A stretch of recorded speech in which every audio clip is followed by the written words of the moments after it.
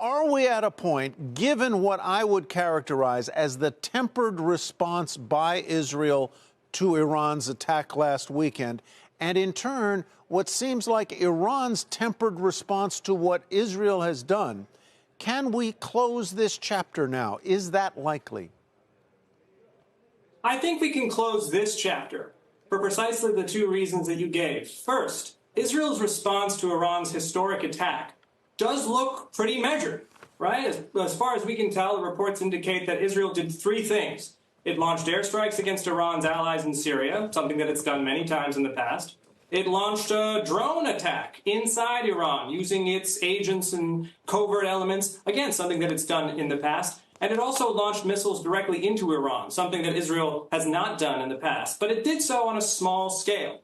So by all appearances, what Israel did appeared to be pretty calibrated, pretty limited. That's one element that would suggest we're in a de-escalatory trend. The other element, as you noted, the Iranians have responded to this attack in a pretty muted way. There seems to be a pretty concerted effort from Iran, from the regime, from its media, to downplay this attack. Iranian officials are broadly denying reports that Israel fired missiles directly into Iran. They seem to want to let this go. They seem willing to absorb it so long as it means further de-escalation. So I think for now, we can be pretty confident that this chapter has closed, but that's no guarantee that we might see another crisis if things come to blows between Israel and Iran at some point in the future. And I guess the big risk, the most immediate proximate risk to economic activity would be anything that jeopardized the Straits of Hormuz, which Iran has shown no signs of doing in this particular instance.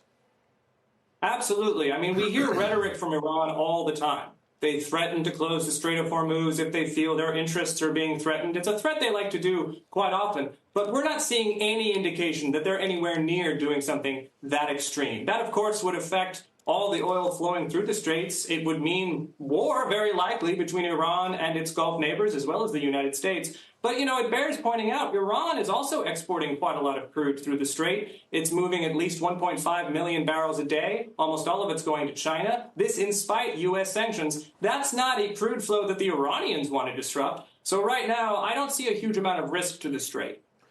I was listening this morning to an Iranian academic on the BBC radio, and he had an interesting take. I don't know what to make of it, but let me lay it out here for you and get your reaction to it.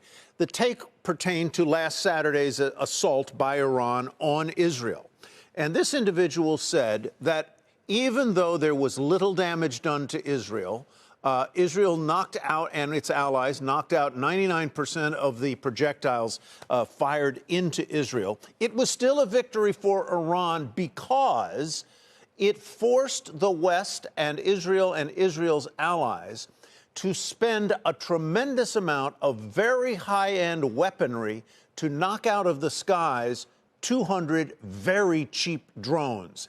And Iran comes away with, therefore, an asymmetric win. In other words, we spent less than you spent.